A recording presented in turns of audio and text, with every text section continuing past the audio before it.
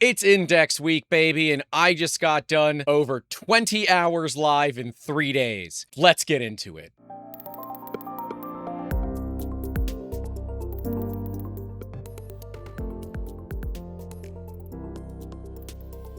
Welcome back to PrintFixFriday. Make sure you stay to the end. I've got some news for you about the series. Things are changing, but I think you're going to want to hear it. This is PrintFixFriday, where we help you get your printers back to printing with purpose. As you guys know, last week we talked about the INDX Founders Edition. This week, we built it, it's running, and it completed its first print. We ran into a pretty game-breaking problem, but it's been already resolved. This is the thing I love about Prusa. We'll call them out on their BS. But I think it is so important to praise them when they do things right after they did things wrong. Let's take a look here. We've got the actual Prusa G-code that they used on their print farm, or at least the one they gave to all of us as part of their open community license. These parts right here. These are the tool dock holders for the Bondtech index. They're pretty much where the rubber meets the road. If those don't work, the index head doesn't stay on, it can't get picked up by the tool head,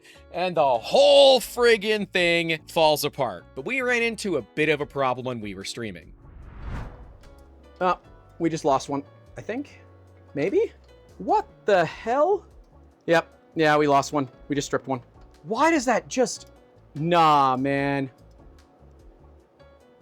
How the hell? Dude, I'm literally running it in by hand. Oh. Well, that's a bad design. All right, you guys will need to see this. I think I can fix this. I just gotta go get some super glue from inside. That's a bad design. So I don't know if you can see how that one's, this hole's bigger than that one? The screw pulled the entire thread out. That's not a good design, guys. I wasn't using a... This is the one I didn't use a tool on. That is suboptimal strength. As you can see, the center of it shattered out. To Prusa's credit, in the instructions, it does tell you to pre-thread them. I wasn't doing that. We ended up trying that, and unfortunately... It happens. Otherwise, though, this kit's actually been going pretty well. This is like the first kind of major flaw that we had with it. It was also missing a M3. This one did it too. This one did it too. I have a second one that did it. It's doing it literally live. Let me zoom in for you so you can see it, so you can see exactly what's happening. So I am screwing this in. And as I'm screwing it in, I can feel it cracking on me. I don't think this is going to withstand. I can move this. I can move the screw quite a bit.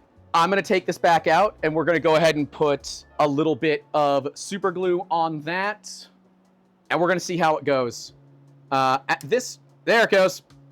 There, it just popped off. Yeah, this is apparently a thing that happens that people are aware of. Yep, and it pulls out the entire threads. It's like the threads just aren't attached anywhere else. It is fixable. If you got nothing else to do, you know, you're kind of just stuck doing it this way. So given that it's now happened twice, and one way I was following the directions, the other way I was doing it my way, I am happy to say that my way actually didn't make it worse. Now, before I get into how we fixed it, because the fix is really the important part, I want to show you why it failed. We actually autopsied this using the SonicMax Slice 10 that we've been testing out with SonicMax. It's a handheld ultrasonic cutter. Actually, talk about it right here. I'm being serious now because we're going to be using a tool that I've never used on camera before, but one that I think you guys will find interesting. This is the SonicMax. So it's going to Kickstarter. So that should be the first thing that I tell you. It is going to Kickstarter.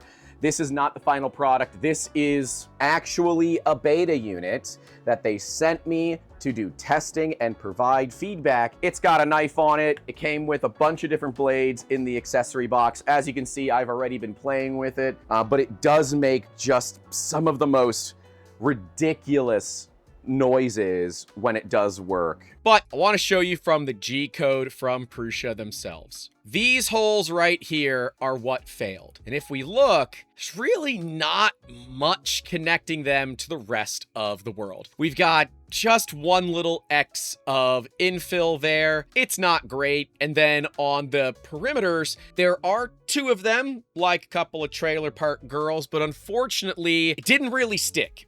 And so as we were turning things in, here, and here snapped, and the entire thing just started twisting, which meant these docks had failed. The cool thing about these streams is that we knew that Prusa representatives were going to be watching. They normally do, but I have the striking feeling they might be more inclined to watch this stream more than others. But this just broke. This has to do with the settings that were chosen. It looks like maybe 15% grid infill and 2 perimeters. When we showed this and the fact that I even followed the directions and it still broke, people immediately got to work. We have been assured that in the Prusa edition that will come out later, this is a Founders Edition, it is a limited edition production run. It is not a beta unit, limited edition production run. Some of them might have this. The later ones that get shipped out will have the updated parts, but the Prusa edition ones will not have this problem whatsoever. So I would say if you do have a Founders Edition kit from Prusa, whether it's on the way or it's already in your hands, reprint these parts. You might say, that seems really odd, but when we cut them open with an ultrasonic knife, which is just one of the coolest tools you can have. I know I'm kind of like cheating by using a product that's not really available to the public, but this is a smoke 'em if you got 'em choice if there's ever been one before. This is what we found. Okay, I think we cut through it enough to try to rip the top off here. Okay, here we go. So, yep. All right, I'm gonna use the knife to kind of clean this up a little bit, but I can already see that we were correct. It's funny, I'm just using the heat of the blade to melt the plastic right now, just to kind of move it. Okay, yep, the problem is pretty clear. So if we look, right there is one of the screw holes, there's the other one. The infill barely hits it. That is exactly why it failed. So you can see after we cut everything apart, we've got there and there. There's just very, very little material holding it together. Looks like it's 2 walls, maybe 3. The part was just weak, and a couple of them, the infill, because of how grid goes, it might just miss it, and that's why it was cracking itself off. No big deal. And as you can see, it's exactly the same or very similar to what you see in the G code. If we were to take this and specifically use the core 1, which is what they've sliced it for, so that's what I'm going to slice it for as well, we're going to grab Prusa's actual file. Let me show you what we did here at 3D Musketeers. First things first, 4 perimeters. We ain't messing around. We ain't doing any of that. Give us a 4th bottom layer. We're going to come in here because we like it a little bit pretty. We're going to go ahead and do all top surfaces and our first surface as well. We like it pretty as well, so we're going to add in some scarf seams under infill. We're going to go to 25% adaptive cubic infill. There's one thing we want to change as well, which is under advanced. For this particular part, you can do like legitimately 55% infill perimeter overlap, and it's not going to have a problem. Everything else we're going to leave pretty much the same, and then send it. That's all you need to do. It will print beautifully. These parts will work great, and they will be strong like bull. We can see that the infill contacts those perimeters at different angles all the time, so we don't actually have to worry about the part coming apart. Now, I gave it absolute hell. We printed the ones in orange. You can actually see on our index, the orange dock holders are these new ones that we reprinted, and they work great. The only challenge you will have to do is you have to cut the magnets out of the original ones. That's not too bad. Pair of side cutters will do it. Ultrasonic knife is absolutely the right way to do it. But as we can see, it's a little over 2 hours to do 4 of them. We ran 18 spares just in case. because we have multiple printers. We might as well run multiples. Also, I think the orange actually looks a lot better than the black, but this gives you an opportunity to change the color on your machine as well. These are accent color. They're right in the front. You'll see this color all the time. It's worth it. But reprinting it only works if you weren't live. If you were live, you had to get a little tricky. And I brought up an old trick from back in the day because this dog might be old. That doesn't mean he doesn't remember his tricks. I had to pull out one of the good old all-white bricks, baking soda. We're gonna add a little super glue where the broken part is. We're gonna make sure we get it back up to where we can. A little super glue, sprinkle some baking soda on there like your Salt Bae. Just don't let it hit your elbow too much because that's just cross-contamination. Sprinkle it on there. It'll instantly kick that super glue. And unlike the spray-on kicker that a lot of people have that just instantly cures super glue, baking soda itself forms a new chemical. It's basically like concrete. You'll need to have a set of drills handy because you'll need to re-drill out those holes. Chances are you put a little too much super glue in, the baking soda fell in there, got some super glue stuck to it. Now you have concrete inside of your holes. We drilled out the holes, we put new screws in, and everything worked perfectly. At that point, we decided to not go much farther. We were already like 6 hours deep into this stream, and I decided it was just better to come back tomorrow. And that tomorrow meant that we could print a bunch of the parts overnight. The decision was made the next morning to just go ahead, replace the parts. And upon taking them out, they all worked perfectly fine. But adjusting the other ones, you could even hear it on the stream. We heard some cracking and popping. My assumption is every one of these will need to be replaced. I understand, like, literally everyone was like, you gotta be careful with the docks. You gotta be careful with the docks. I'm like, you all say I gotta be careful, but I don't have to be that careful. No, I should have been that careful and I screwed up. There were a couple of times in this that I screwed up, but I think overall the build was really good. Even with the broken parts, even missing a couple of things on the hardware side, nothing that my little kit of hardware behind me couldn't handle, and nothing that like one of those assortments of screws and bolts on Amazon wouldn't handle either. Very simple, something that you can get done without any challenges at all. Personally, I really enjoyed the build. I've always enjoyed kit builds from Prusa. This was one of my favorites so far because it was challenging. I would say if you're watching this and saying, oh, this looks like it's complicated. One, it is, but the instructions are really good. They even tell you when to stop and take a gummy bear break. I didn't listen to that because all my gummy bears came stuck together because Florida.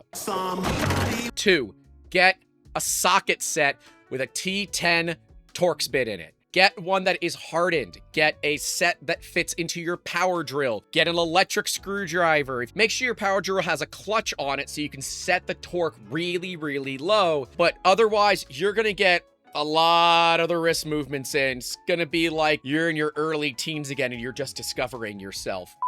I promise you can get through it. You don't technically need any extra tools, but if you already spent $1,000, what's another 20 bucks to Uncle Bezos to get something over? I'm not gonna say no to a new tool, and I'm certainly not gonna say no to an excuse to buy a new tool. Thank me later. And you can do that by leaving a like, subscribing, and hey, leaving a comment below.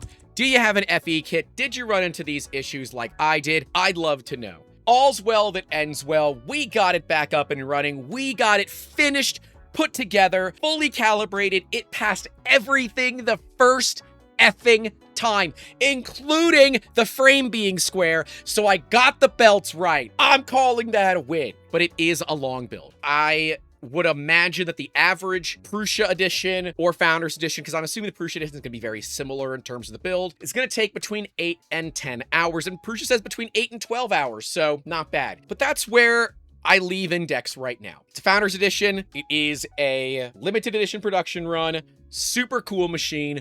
We're going to be beating the snot out of it. We've got the INDX tool. It takes like 2 freaking days.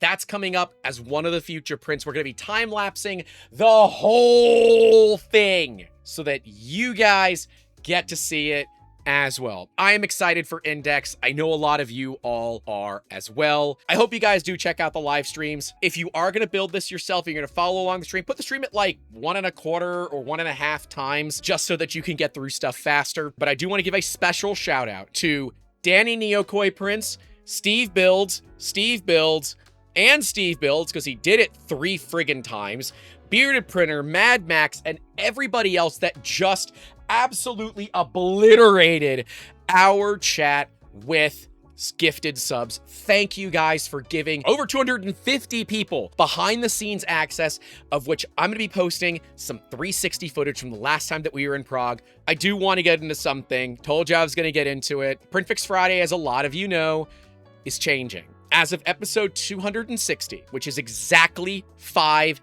years that we've been doing it every single week, we will be breaking that chain. PrintFixFriday, while we love to do it, it's a passionate thing. We're seeing the same stuff over and over. In fact, this index is like one of the first really unique and odd print failures that we've seen in a long time. And quite frankly, the views on the videos just aren't there. The juice isn't worth the squeeze from a business and from a financial perspective. We will still do PrintFixFridays. They are not going to occur every Friday anymore. So I'm sorry, I know a lot of you set your clocks to it because at 2:01 p.m. I get a message, where's PrintFixFriday? I'm like, we're trying to post it, my internet sucks. We're gonna shift focus more to the big project builds that people love to watch. The LDO Unimog is going to be one of the first big products that we do. What would be episode 261 is going to be the conclusion to the Prusa HT90 in 90 Days saga. And as we get printers that come into the shop that have failures, we will film every one of those for a PrintFixFriday because they're in hand, and it's a lot more fun and interesting if we get to do it in person as well with you guys. But if you do still have issues to your printers and you want to get help, pff@3musketeers.com. If they are unique enough, we'll put them into the episode. If they're not, we'll just help you. That's part of the deal. The channel's not going anywhere. We're working on a bunch of new content for you guys. It's time to inject this channel with new life, and I hope you all will follow along for it because there's actually going to be a third channel coming from all of this. So stay tuned. If you like that kind of thing, it's gonna be more of a behind the scenes of my life. I think you guys are going to enjoy it. We're not ready to release the name just yet. Thank you all for watching this far. Leave a like, get subscribed if you haven't already. Stay safe out there. Don't forget to call your loved ones. And as always, keep making awesome. Have a good one.